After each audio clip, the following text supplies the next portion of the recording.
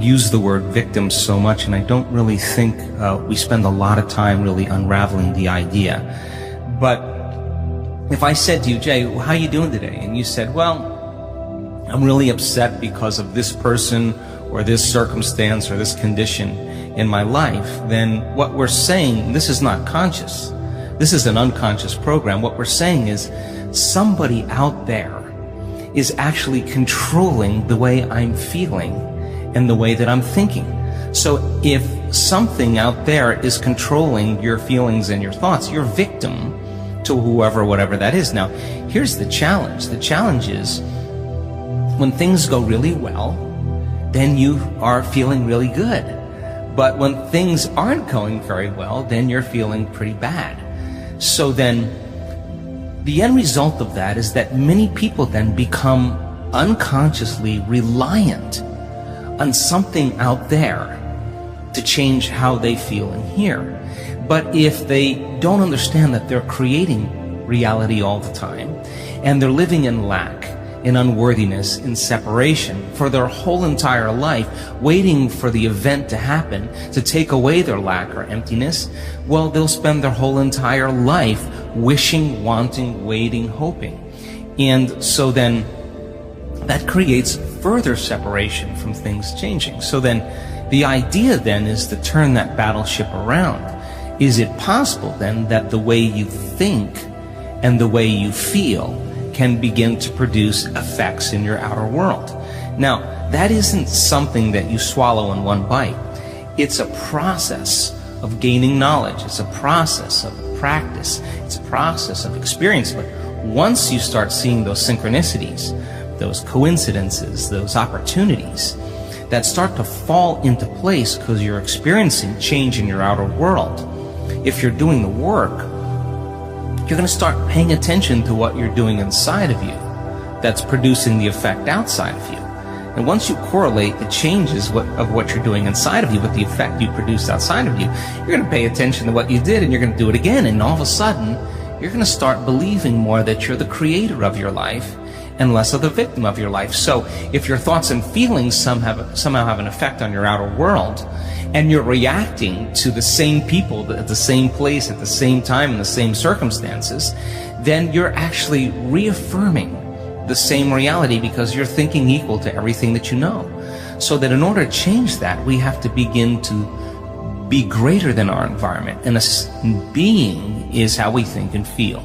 So when people begin to practice this, they're not so quick to give their power away to the person or condition in their life, because the stronger the emotion you feel from some problem or condition in your life, the more altered you feel inside of you, the more you pay attention to the cause. Well, where you place your attention is where you place your energy.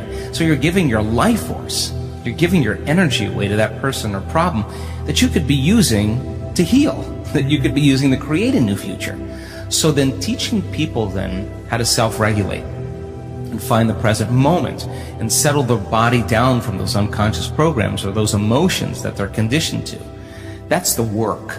And so then when you start lowering the volume to those emotions and you're doing the work and mastering yourself in some way, as you begin to change your emotional state, you're not going to be thinking about that person or problem, and you're going to begin to take your power back. And it literally begins to build a person's own electromagnetic field. Now, they have energy to heal. They have energy to create a new future.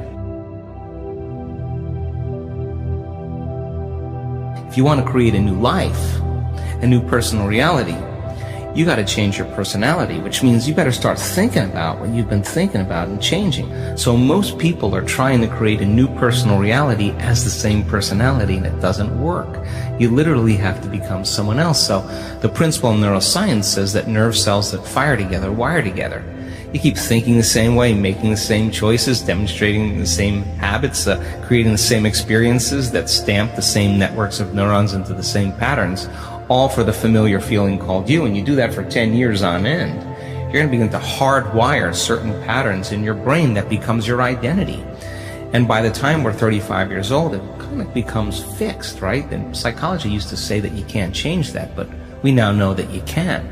So then that kind of box in the brain That is the habit of ourselves. We're 95% of the time running a series of programs. So then sitting and doing the work, we have to become disentangled from those programs. And so the moment you decide to do something differently or make a new choice, what most people don't want to face is that discomfort.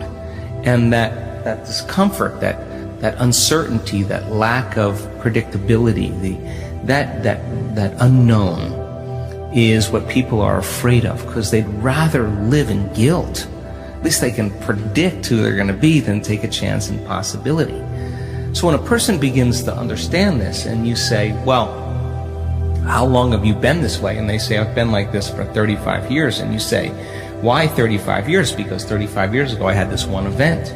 Well, the stronger the emotion you feel from reaction from that event, the more altered you feel inside of you, the more the brain narrows its focus and freezes the image and takes a snapshot, and that's called a memory, right? So then forget the memory. Just overcome the emotion, because it's the emotion that keeps you anchored to the past. So that sounds really good theoretically, but when you step out into that unknown, into that void, the body really is in a habit. And a habit is when the body becomes the mind. Or if you're thinking about that past event and it's producing an emotion, well, you need an image and a feeling to start the conditioning process. So the body's either conditioned into the familiar past, or it's hardwired in the predictable future, because it wakes up every single day and runs through the same series of routine actions. So the present moment then becomes the unknown. When people start feeling that discomfort, Jay, they'd rather get on their cell phone and call someone, or get up and say, I can't meditate, or, I have too much to do. They excuse themselves. They return back into that familiar feeling, because the body's actually telling the brain. The habit is when the body becomes the mind. So the body's stepping out into the unknown and says, ooh, I'd rather feel guilty, I'd rather feel unhappy than be in this discomfort. So then, at least then when they return back to that familiar feeling, then they feel safe. So they step out in the unknown, and the body starts influencing the mind, saying, you can start tomorrow, you're too busy, it's your mother's fault, it's your culture's fault, I don't have enough money, this isn't going to work. Those are the programs in there that are standing in the way between you and your future. So then nerve cells that no longer fire together no longer wire together. So the act of observing those states of mind and body means you're no longer the program. You're the consciousness observing that program. So then to meditate, it means to become familiar with. So as you become familiar with those thoughts, you become conscious of how you speak, you become aware of how you act, you notice how you're feeling. The more conscious you become of those unconscious programs, the less unconscious you'll go in your waking day. Why? Because it's not enough to just have a great meditation, get up and get on the freeway and get in traffic and getting stressed. You just return back to the old self again. Our job then is to sustain that modified state of mind and body the entire day. And if you can, get ready, because something different or unusual is going to begin to happen in your life, and it will come as a coincidence or a synchronicity. And that's breadcrumbs from the divine saying you're on the path, just keep doing it. There'll be another one, just keep staying in that energy. And so teaching people then to understand that there's a formula that we now know, that if you apply that formula, you'll begin to see those changes.